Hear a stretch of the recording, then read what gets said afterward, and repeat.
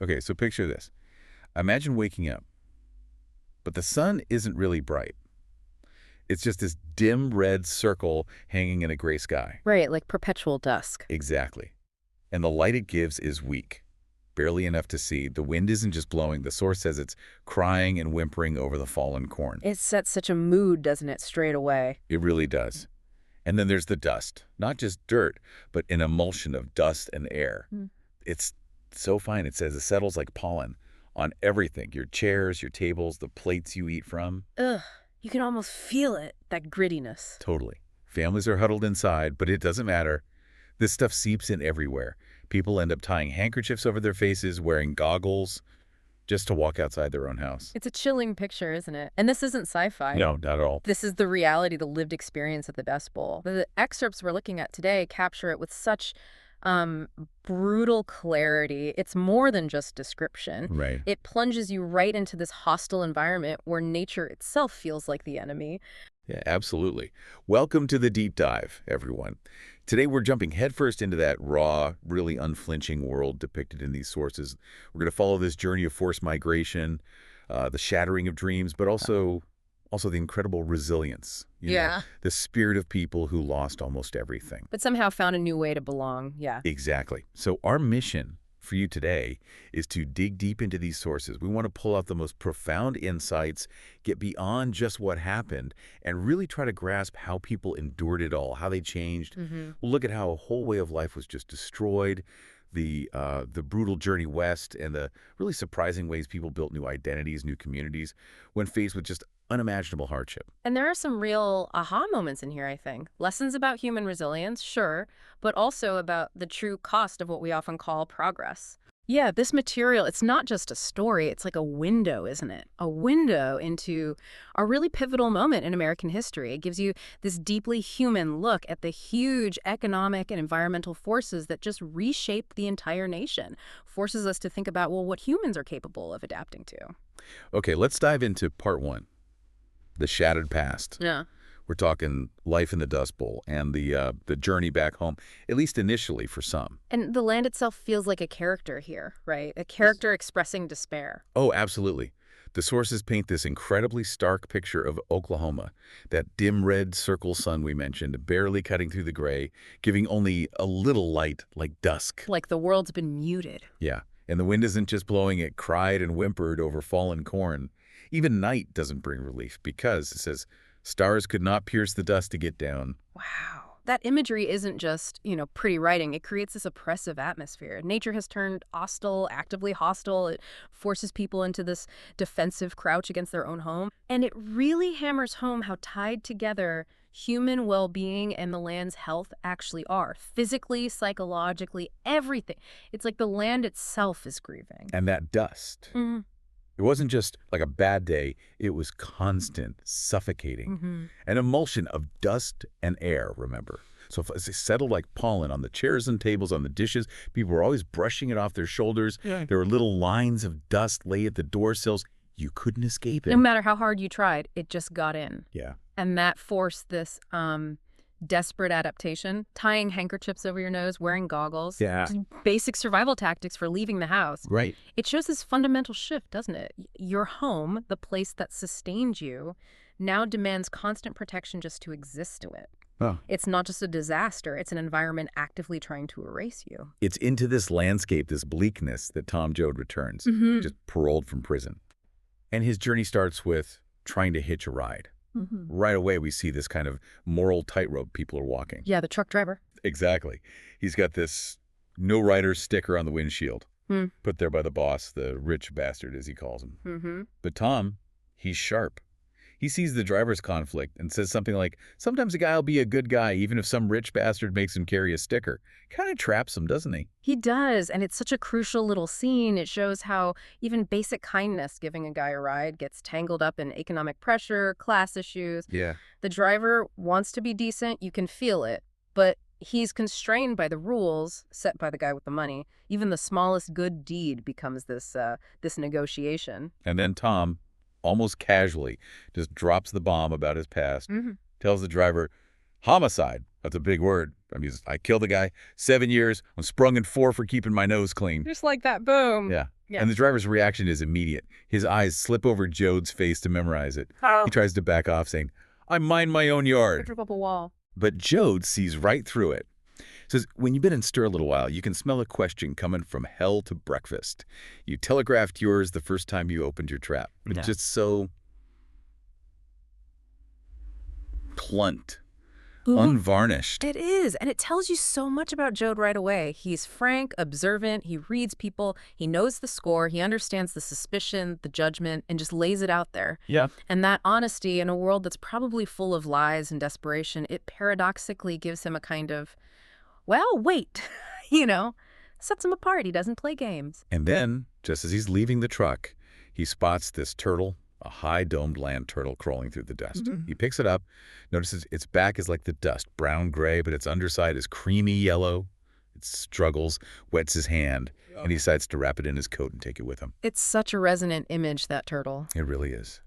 What do these two encounters tell us? The complex human one with the driver and this simple natural one with the turtle. Well, it's a powerful pairing, isn't it? The turtle, it's slow, it's persistent, it carries its home on its back, it pulls into its shell, but it keeps going. It feels like a symbol for the migrants themselves, right? Totally. Foreshadowing their resilience, that slow, difficult journey ahead. Survival requires this kind of primal persistence, but the human interaction that highlights the moral compromises, the suspicion, the fragility of connection in this desperate landscape. So Joad keeps walking, heading home. Yeah. And soon he runs into Jim Casey, the ex-preacher, Yeah. described as having a bony, big-knuckled hand. Yeah, Casey. And he's in the middle of this huge personal crisis, isn't he? A real theological meltdown. He really is. He's wrestling with this contradiction. He preaches grace, right? Yeah.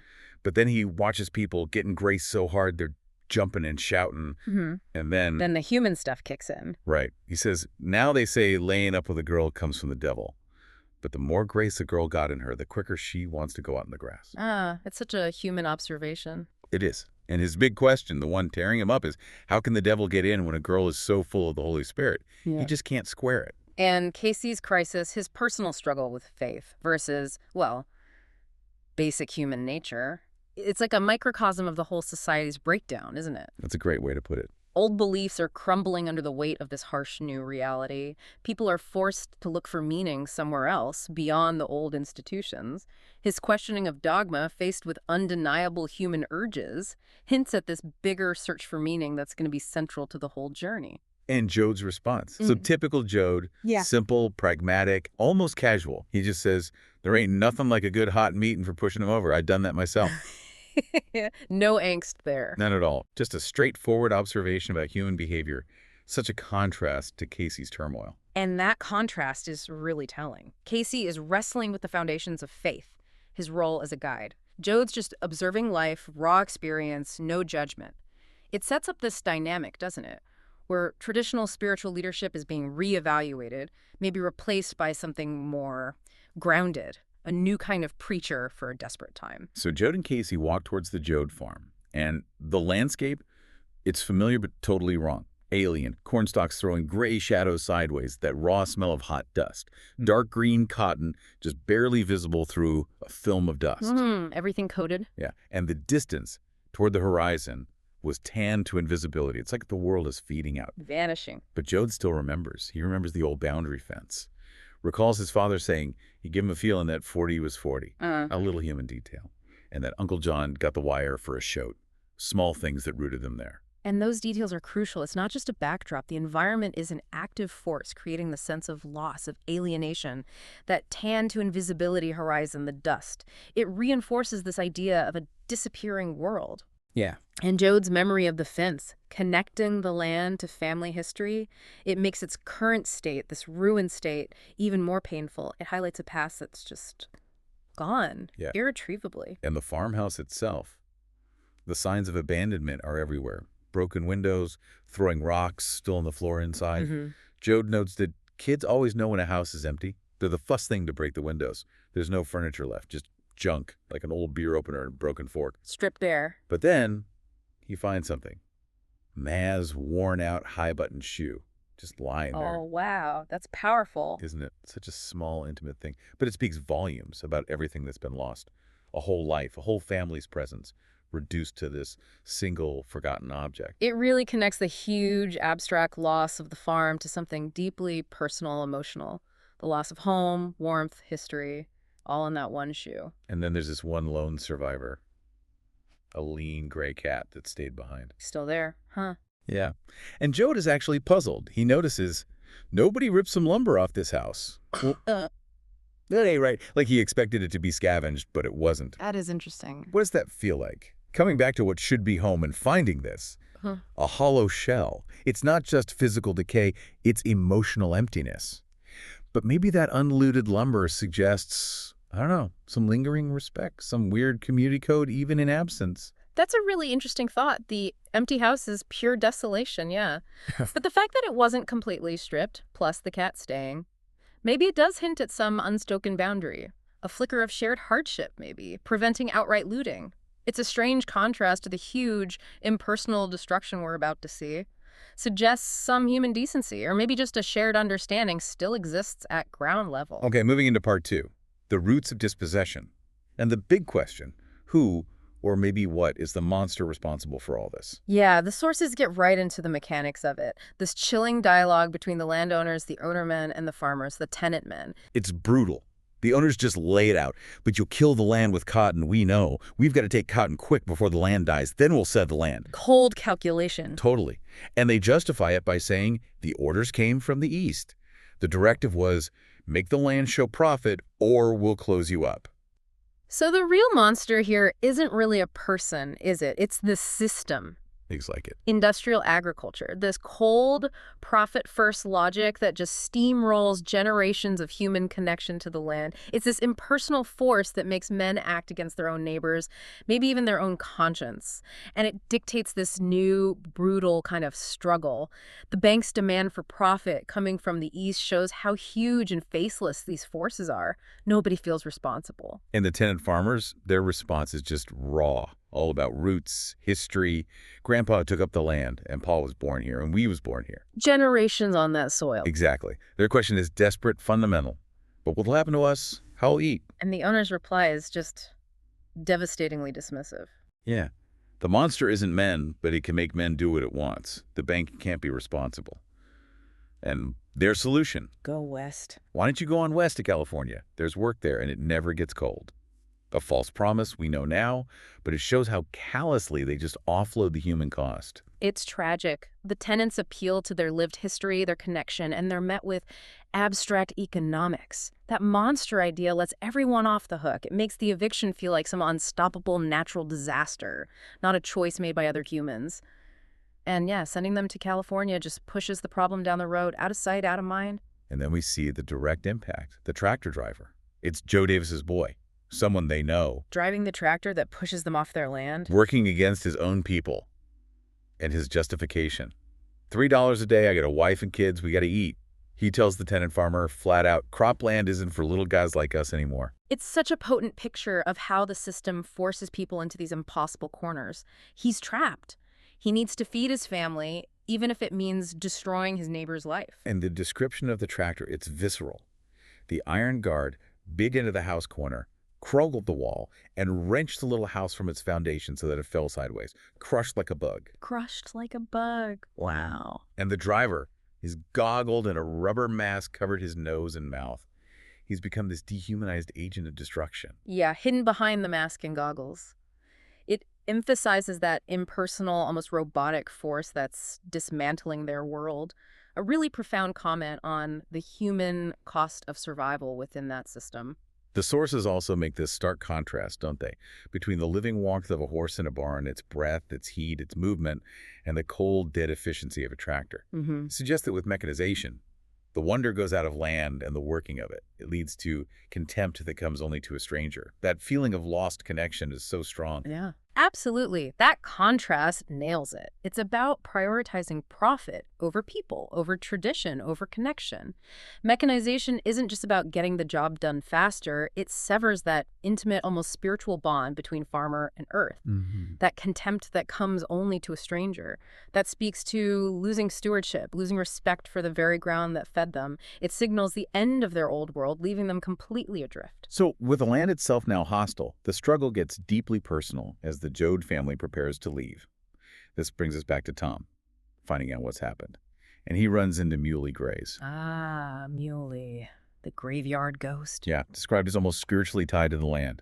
He can't leave. He revisits spots with deep personal meaning. First time I ever laid with a girl was there, Yeah. where Pa got gored to death by a bull, and his blood is right in that ground. Wow.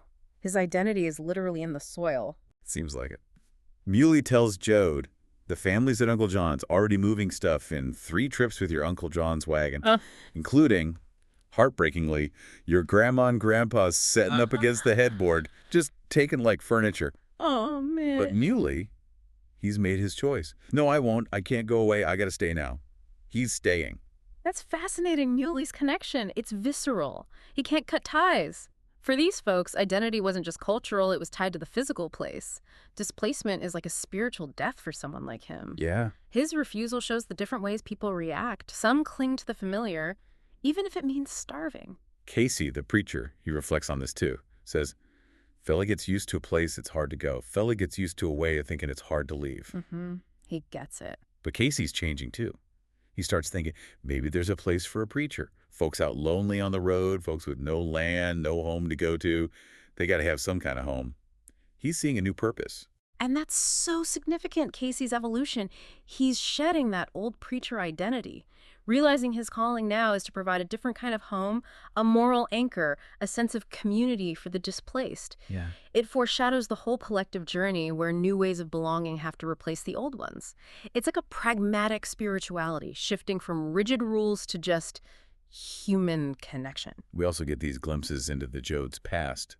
Tom's blunt story about the homicide, how he killed Herb Coulter at a dance. Drunk, felt that knife go in me, grabbed a shovel and smacked him over the head. So he never had nothing against Herb, just happened. Again, that pragmatic, almost detached view of violence when pushed. Yeah. And Grandpa, described as a crazy bastard, a tough old bastard, fiercely protective of his Indian pillow, ready to fight someone over it. And that funny story about Ma burning his chicken feathers because of a skunk. Huh. Little moments of life before the storm hit. Exactly. These details paint a picture of who they were before their world imploded. Yeah, they fill in the family history, don't they? Contrasting these personal quirks and stories with the massive crisis they're facing. Tom's pragmatism, Grandpa's wildness from maybe an older, more individualistic time. A spirit that's going to clash with the new communal needs. It's clear these deep roots of identity, of memory, are being ripped up. Some, like Muley, are just too rooted to move. Others, like Casey, are starting to shed old skins, adapt, find a new role. It's painful, but maybe necessary for survival. A necessary transformation, yeah. So now they're actually preparing for this huge journey, the Odyssey. The family starts coming together. Al Joad, Tom's younger brother, shows up. He's Randy Al, smart Alex, 16-year-old. Good with cars, right? Yeah, good with engines. But the source says he idolizes Tom specifically because his brother had killed a man. Whoa. That's telling. Isn't it? It suggests this kind of distorted value system emerging from the harshness, where violence might seem like a form of power defiance. And Al's dreams, pretty simple. Save money, get a job in a garage, and go to the moving pictures every damn night. Just yearning for normalcy, stability, simple pleasures that are completely out of reach now. We also learn Rosa Sharon is pregnant. She's changed, become demure and serious. Her whole thought and action directed inward on the baby. A fragile symbol of the future. Yeah. And her husband, Connie Rivers, he's frightened and bewildered at the change in her. This new life is this little flicker of hope amidst all the destruction. It is. Her focus is so internal, protective, universal instinct, right? Hope for the next generation. But Connie's fear shows how overwhelming everything is, shaking even intimate bonds. And the selling of their stuff. Oh. It's agonizing. Farm equipment, animals, Yeah. everything goes for practically nothing. Pennies on the dollar. There's this heartbreaking bit about the horses. Those fine bays matched the R. A little girl liked to braid their manes. Sold for $10. $10. Unbelievable. The bitterness from the people selling is palpable. One says, you're buying junked lives. A packet of bitterness to grow in your house. This isn't just selling things. It's being stripped bare. It really is. It's not just a transaction. It's stripping away identity, history. Every tool, every animal holds memories, labor, hopes. The buyer gets the object, but also, junked lives and bitterness. It highlights the economic violence being done to them, leaves deep scars. So they have to decide what tiny bit they can take. A few pots, mattresses, lantern, buckets, canvas for a tent, a kerosene can for a stove, clothes, The bare essentials. and the rifle. Crucially, the rifle. The source says, wouldn't go out naked of a rifle. When shoes and clothes and food, when even hope is gone, we'll have the rifle. It's their absolute last resort. That rifle is such a potent symbol. Primal defense. The last thing you hold on to when everything else, economic security, social standing, emotional comfort is gone. Yeah. It underscores the raw existential threat they're facing and their grim determination to survive no matter what. A stark sign of how precarious things are. And Ma Joad shows incredible strength and almost foresight through all this. She's anxious about California, deeply anxious. Says, seems too nice, kinda. I'm scared of stuff so nice, I ain't got faith. She senses it's not going to be easy. Yeah. Tom gives her his usual pragmatic advice. Don't roust your faith bird high, and you won't do no crawling with the worms. Keep expectations low. But Ma's core philosophy, her strength, just shines through. She says, it ain't can we, it's will we. I never hear tell of no Joads or no Haslets neither, ever refusing food and shelter or a lift on the road to anybody that asked. That's her bedrock. And that's the anchor, isn't it? This whole phase, it's like creative destruction, maybe. Physical destruction, yeah, but also emotional destruction of traditions, attachments. Right. But in that process, you see these seeds of communalism sprouting almost instinctively. And Ma's fortitude, her moral compass, she becomes the absolute anchor for the family. The distinction she makes, can we versus will we, that's her unshakable belief in basic human decency, even now. She's the rock. Okay, part 3. They're on the road, the highway of despair, but also where seeds of a new order start to grow. Yeah. Route 66. The reality hits hard. Yeah, the roadside stops. All those names. Hamburger Stands Al and Susie's Place, Carl's Lunch Joe, and Minnie Will's Eats. It paints such a picture. And May the waitress, she's the contact. Calculating her smile. Exactly. Smiles for the truck drivers. They're the backbone of the joint. But underneath, there's contempt for the migrants, the shitheels, like the fat worried man and his heat-rattled wife, who complained it's not cold enough. It immediately throws you into the harsh economics of the road. Basic needs are now commodities. Human interaction is transactional. May's sorting people of valued truckers versus worthless migrants shows this new road hierarchy. Your worth is tied to what you can spend, a survival microeconomy where everyone's being judged. And there's this cynical philosophy you mentioned. Who's getting screwed? It's just assumed someone is. Dog eat dog? We see it with the tire salesman trying to pawn off a busted casing for $4 on someone desperate. Pure predation disguised as business. Right, taking advantage of vulnerability. Even a nickel in the jukebox gets praise because it has actually done a job of work. A stark contrast to the migrants whose labor is worthless. That cynicism comes straight from the desperation, doesn't it? Business loses any ethical veneer. It's just raw exploitation. And yeah, the nickel doing work while human effort is devalued, that's a subtle but powerful jab at this new economic reality. Every interaction is a potential trap. Then there's the gas station encounter. The owner is described as truculent, wearing a cardboard sun helmet painted silver. Ah, quite the image. He's hostile at first. You got no call to give us a going over. But then he starts complaining about folks all moving west. He's seeing his own world change. Feeling the pressure too. Tom gets irritated, snaps back. You don't want to know. Country's moving around, going places. These folks dying all around. But then Tom catches himself, sees the owner's own fear, and thinks pretty soon you'll be on the road yourself. That's a key moment, isn't it? How does trust even function in this environment? The owner starts aggressive, but then reveals his own fear. It shows that this monster of economic change is indiscriminate. It'll eventually get everyone, even those trying to profit off the migrants' misery. A moment of shared vulnerability, almost. But it definitely erodes trust, community. And the journey takes its toll. Physically, emotionally. We see the deaths of Grandpa first, then Grandma. Grandpa gets sick suddenly at one of those makeshift camps, a service club. And Ma makes this instant, brutal calculation. We only got $150. They take $40 to bury Grandpa, and we won't get to California, or else they'll bury him a pauper. Survival versus dignity. It forces them to completely redefine rituals like burial. Survival overrides everything. But that need for dignity, for meaning, it doesn't vanish. You see it in how they handle it.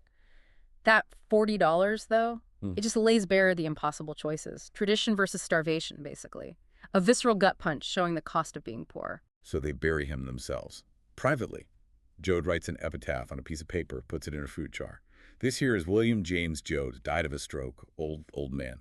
His folks buried him because they got no money to pay for funerals. Nobody killed him. Just a stroke and he died. So simple, so direct, heartbreaking. And Ma, always holding on to something spiritual, insists they add scripture from Casey, the preacher. Blessed is he whose transgression is forgiven, whose sin is covered. Trying to give it meaning. And her stoicism. She says, my pa used to say, anybody can break down, it takes a man not to. We always try to hold in. That improvised burial is incredibly moving. It's about maintaining human dignity against all odds, the handwritten note, the scripture.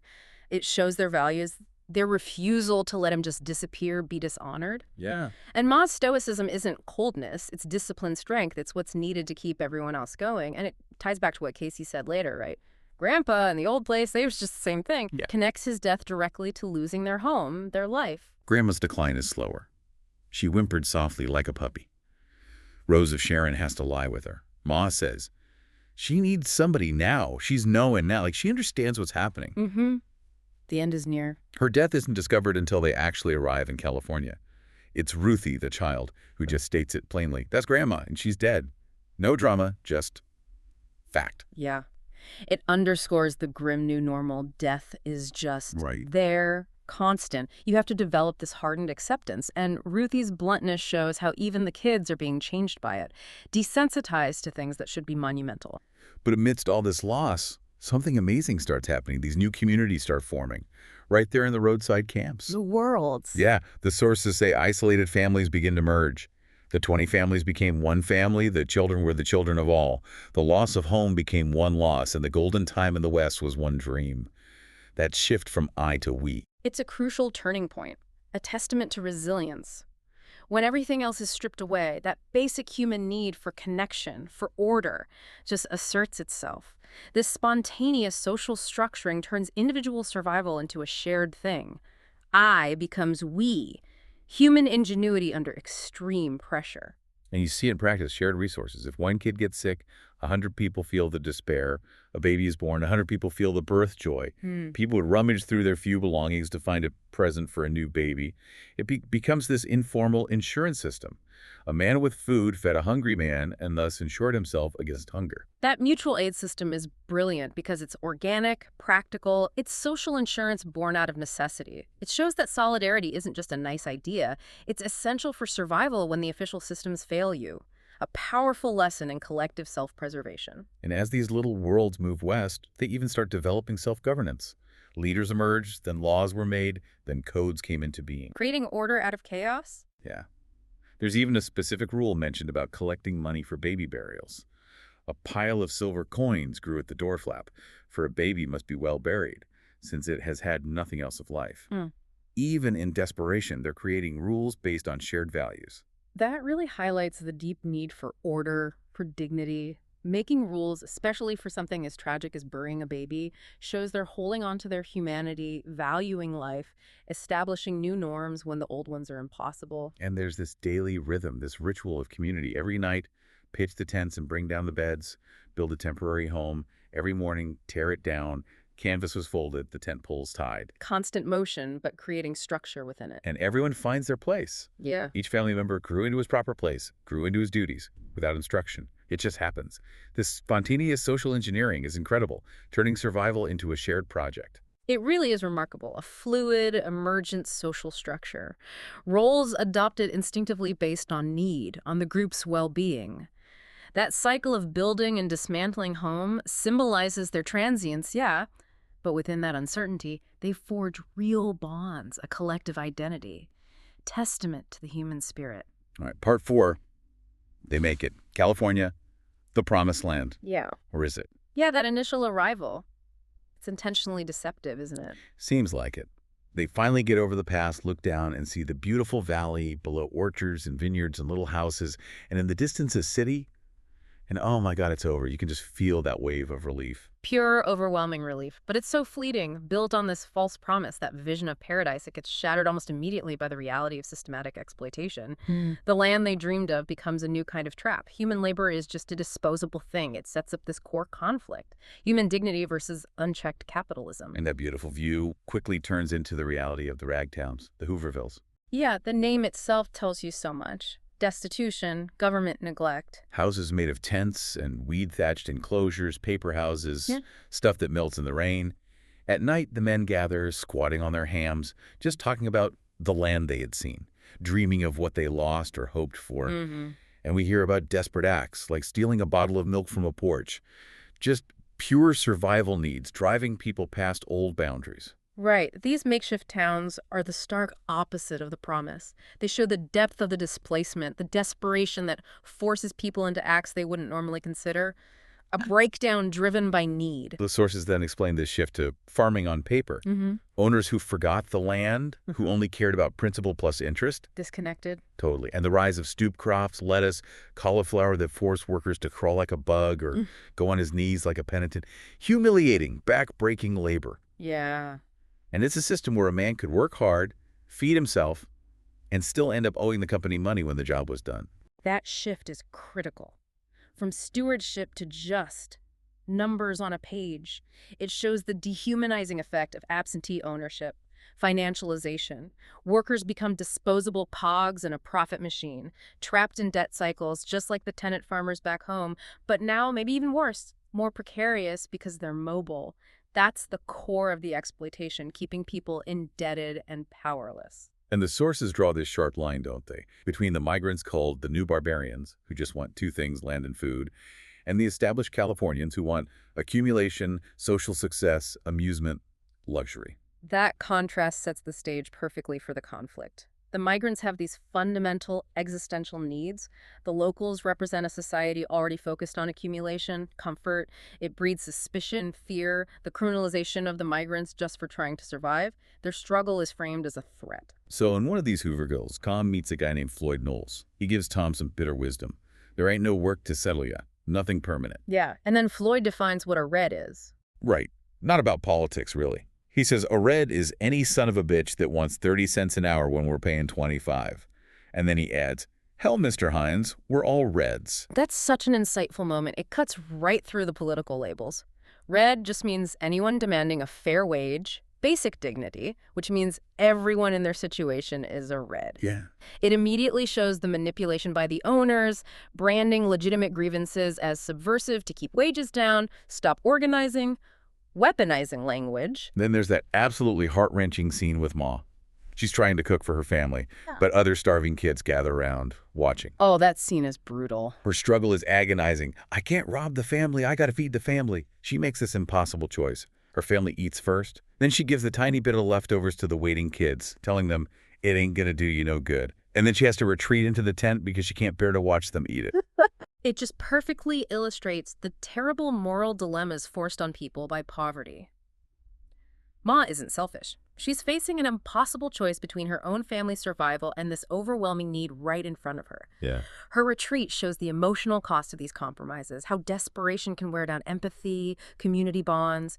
It's honestly a testament to her strength that she makes any gesture at all. Soon after, the Joads get work at a company peach camp. But it sounds like a prison.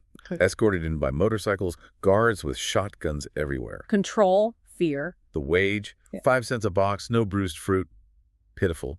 And the company store price is a robbery. A 12-cent loaf costs 15 cents. Soup bones are 10 cents a pound, but side meat is 35 cents a pound. I can't even afford soap. It's a perfect trap, isn't it? Designed to be self-sustaining. Low wages force you to use the company store. The store bleeds you dry with high prices. You're stuck in debt, dependent. Exactly. And the armed guards make it clear.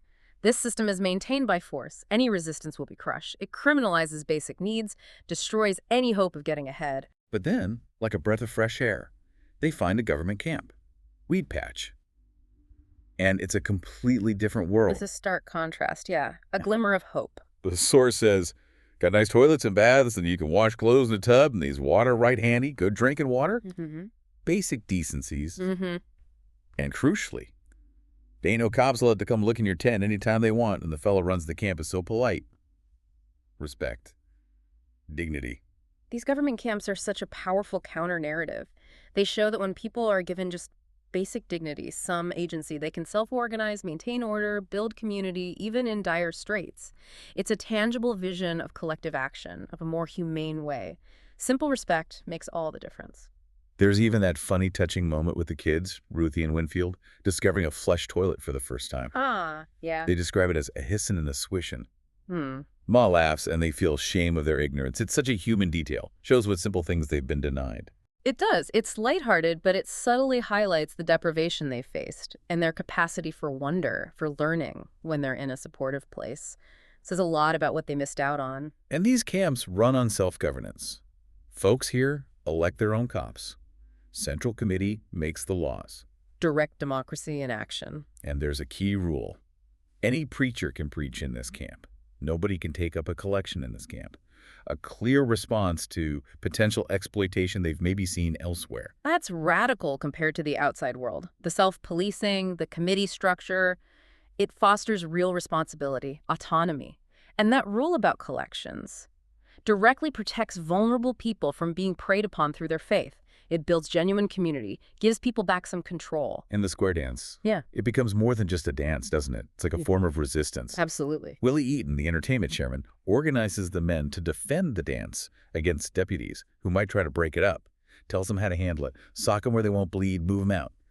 The community actively protects its space, its dignity. The dance isn't just fun, it's vital. It's cultural preservation, communal defiance, a space to reaffirm identity, find joy. And organizing that defense shows their self-governance in action, their solidarity, a powerful demonstration of agency against outside threats. Shows collective action has real power. So we're reaching this really pivotal point. How do all these intense individual losses and difficult choices start leading to this collective awakening, this shift in thinking? Yeah, you see it converging. Like with Connie, Rose of Sharon's husband. He just leaves, deserts her and their unborn baby. He's scared, wants a steady $3 job somewhere, anywhere else. Rose of Sharon is crushed. But Ma is firm with her. Get a hold on yourself. Hold yourself together. Connie leaving is tragic. Shows how the pressure can break even the closest bonds. His fear overrides his responsibility. A brutal commentary on the psychological toll. And Ma's response, it's not harshness for its own sake. It's necessity. Keep the unit together. Hard-won wisdom prioritizing the group's survival. And Uncle John, he's carrying this immense guilt. He confesses about keeping $5 for booze years ago, money that maybe could have saved his wife when she was sick. He feels he sinned. Yeah, that burden he carried. It highlights these internal struggles people are dealing with, even amidst the chaos. It really does. It raises questions about guilt, sin, responsibility when you're trapped by poverty. He internalizes it as personal failing, reflecting that deep moral struggle. Shows the psychological scars people carry, feeling responsible for things maybe beyond their control. Even in chaos, these personal reckonings continue. Then there's little Ruthie's innocent mistake. She's bragging to another kid and lets slip that her brother killed a man and was hiding. Oh no, puts Tom in huge danger. Exactly. Shows the constant peril. A child's careless words could mean prison or worse. Just illustrates how fragile their safety is, the need for constant vigilance, which leads Ma to make that ultimate sacrifice. She realizes Tom has to leave to protect everyone else. She tells him fiercely, "You got to go away. I want you should go a long ways off, 300-400 miles."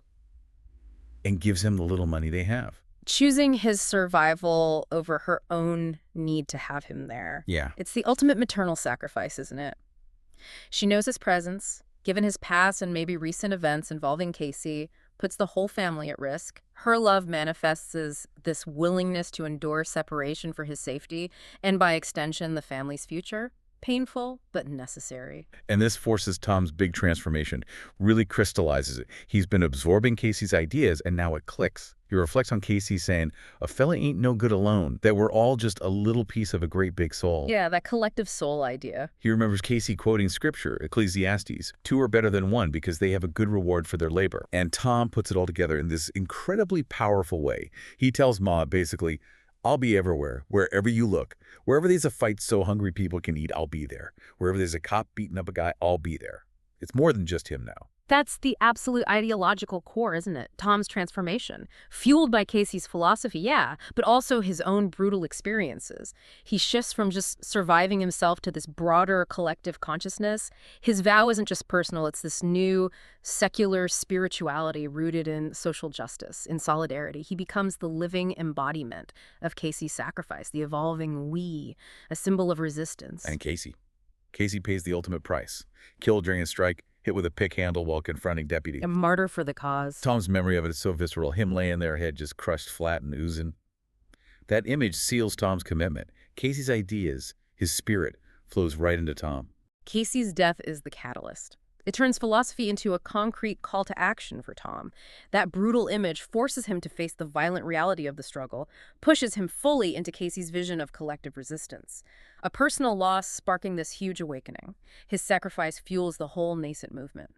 The final ordeal described is just overwhelming. A massive flood, relentless rain, cars stuck in mud, families huddling in boxcars for shelter, just trying to keep kids warm, dry. Nature striking again, indifferent. And right in the middle of this, Rose of Sharon goes into labor in the boxcar.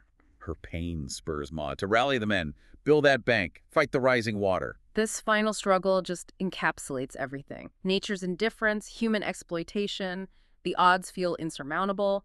The flood mirrors the dust storms earlier, another environmental catastrophe threatening their existence, pushing them right to the edge, as indifferent and destructive as the bank's monster. The men work furiously, building a levee with mud, willow branches, driven by Rose of Sharon's screams. But it's no use. A cottonwood tree falls, breaks the bank, water rushes in.